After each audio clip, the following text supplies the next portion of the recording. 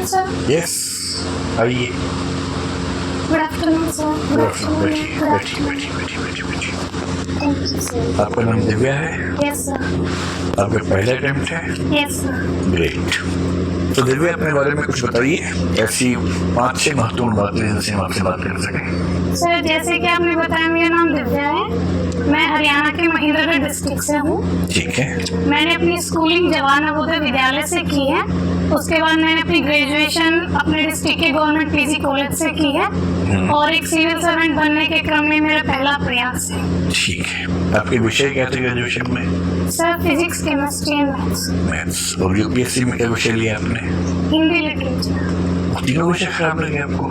नहीं सर, खराब लगने वाली बात नहीं है। एक्चुअली सर हिंदी में मेरा इंटरेस्ट भी रहा है, क्योंकि ग्रेजुएशन में भी एक ईयर में हमारे पास हिंदी होता था, एक एग्जाम होता था। इंटरेस्ट रहा है तो फिर आपने हिंदी में क्यों ग्रेजुएशन किया?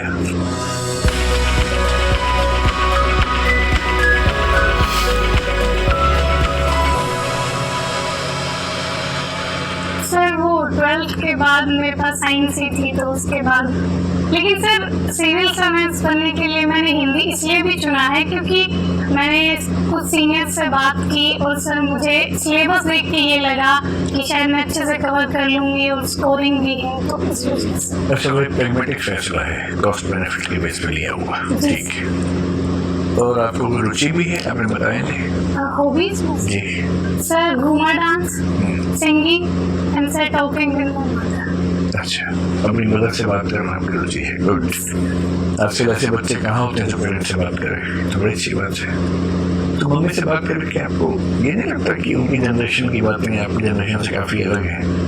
नहीं सर, मैं मम्मी से जब बात करती हूँ तो मेरा फोकस तो मुख्यतः उनकी हेल्थ को लेके होता है कि वो अपनी हेल्थ का ख्याल रखें। और मम्मी सिंगल पेरेंट है, तो इस वजह से उनका स्ट्रेस दूर करना।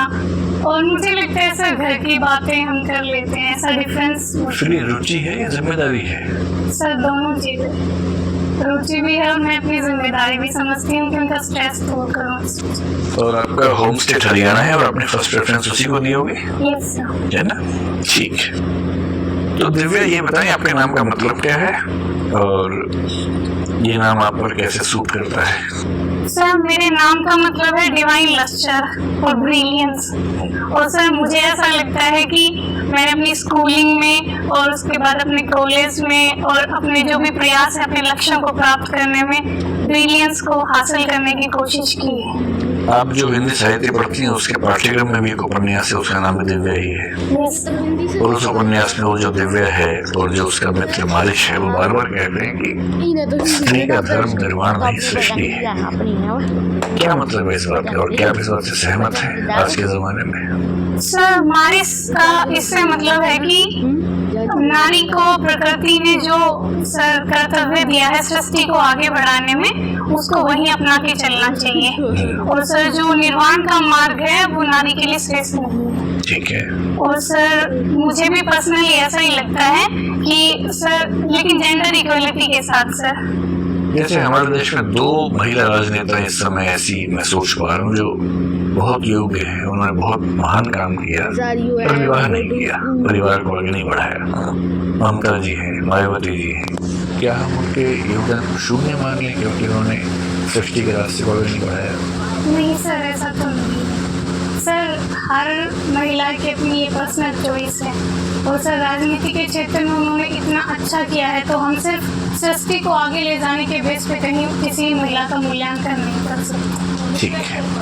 अब आप ये बताएं कि हरियाणा में आजकल बहुत सारे जो विवाद चल रहे हैं, उनमें से एक विवाद तो चंडीगढ़ को लेकर है। तो केंद्र सरकार का ये कहना है कि भाई जब सारे यूपीज में हमारे ऑफिसर्स हैं, जो AG/MUT कैडर के ऑफिसर्स हैं, वो हर जगह है। दिल्ली में है, गोवा में जो पहले की यूपी था वहाँ भी है, लक्षद्वीप में है, अंडमान निकोबार में है, अब जम्मू कश्मीर में भी है, लद्दाख में भी है। तो चंडीगढ़ को अलग से लाट साहब बनने का क्या मतलब है कि उसके उस यूपी में ऑफिसर्स हरियाणा पंजाब बॉर्डर के होंगे? क्यों होंगे? तो केंद्रीय गृह मंत्री कह रहे हैं कि अब से हम चंडीगढ़ में भी AG/MUT कैडर के ऑफिसर नियुक्त करेंगे। पंजाब सरकार इस बात पर भड़की हुई है, हरियाणा सरकार भी उतना नहीं भड़क सकती क्योंकि सरकार उसी पार्टी की है, लेकिन वो भी नाराज बीच में देखते हैं। आपकी राय में क्या होना चाहिए? चंडीगढ़ का जो एडमिनिस्ट्रेशन है कैसे चलना चाहिए? सर चंडीगढ़ एक यूटी है, तो ये केंद्र सरकार का दायित्व तो उसके जुरिस्डिक्शन में आता है कि अगर वो चाहे तो सर आगमुट के कैडर है वो चंडीगढ़ में नियुक्त कर सकती है।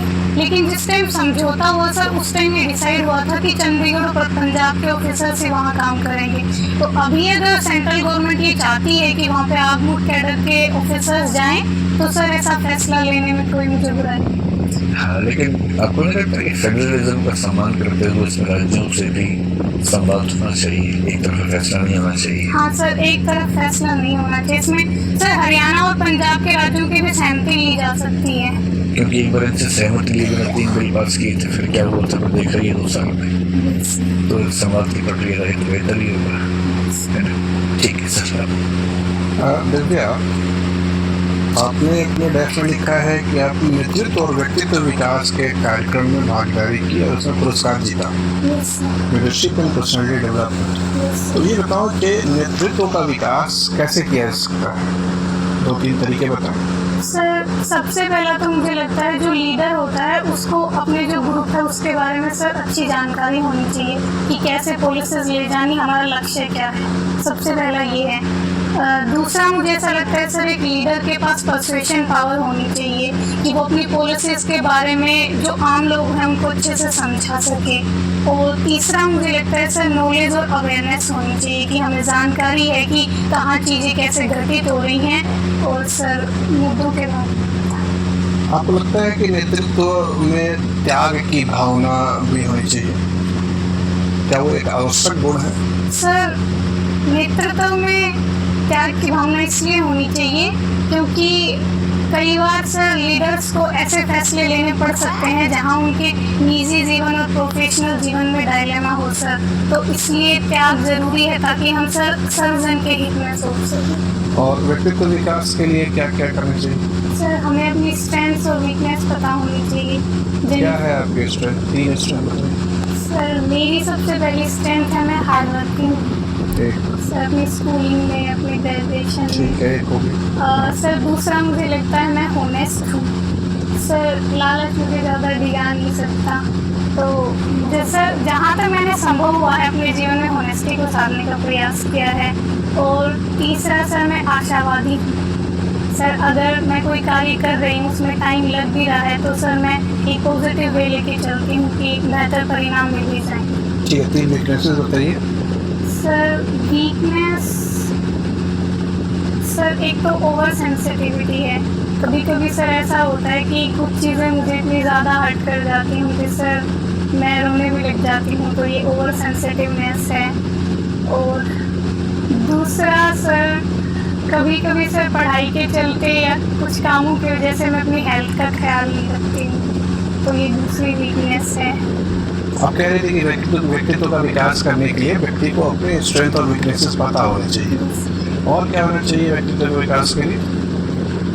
तो आपके पास अपने वीकनेसेस और स्ट्रेंथ पता है। और क्या क्या चीज़ें चाहिए पर्सनैलिटी डेवलपमेंट के लिए? सर कॉन्फिडेंस होना चाहिए कि हम अपने व्यूज़ किसी भी मुद्दे पे रख सकें और सामने वाले को समझा सकें। ठीक है, तो देखते हैं आजकल जो सांप्रदायिक हिंसा बढ़ती जा रही है उसका मूल कारण ईमानदारी से बताइए। आपने कहा ईमानदार है। सर सांप्रदायिकता का सर मूल कारण तो जो मुझे लगता है वो ट्रस्ट डेफिसिट है सर। जो विभिन्न वर्ग हैं, विभिन्न धार्मिक वर्ग जैसे हिंदू मुस्लिम्स हैं, उनके बीच में सर ट्रस्ट की इतनी कमी है कि कोई सर ऐसा मौका आता है जब कोई जुलूस निकल रहा है या कोई धार्मिक त्यौहार आते हैं तो सर जो उपद्रवी तत्व होते हैं वो कामयाब हो जाते हैं उनके बीच में हिंसा भड़काने के लिए। ये आपस में विश्वास की कमी शुरू से ही है कि इधर कुछ पैदा हो गई है विश्वास की कमी? सर इसके कभी कभी राजनीतिक कारण भी हो जाते हैं। ईमानदारी से आपने कहा है कि आप ईमानदार। हाँ सर, राजनीतिक कारण भी। तो हाल में ये ट्रस्ट डेफिसिट बढ़ता जा रहा है? सर हम कह सकते हैं कि फिलहाल जो घटनाएं हो रही हैं जैसे दिल्ली में, जहांगीरपुरी में और भी कई जगह हुई हैं सर, तो हम कह सकते हैं कि ट्रस्ट डेफिसिट बढ़ रहा है। लेकिन सर कोशिश करनी चाहिए। कितना बढ़े? ठीक है, ये देश में जनसंख्या बहुत तेजी से बढ़ रही है और खासतौर पे गांव से शहर में आने की जो सामाजिक प्रवृत्ति है वो अनियंत्रित सी होती जा रही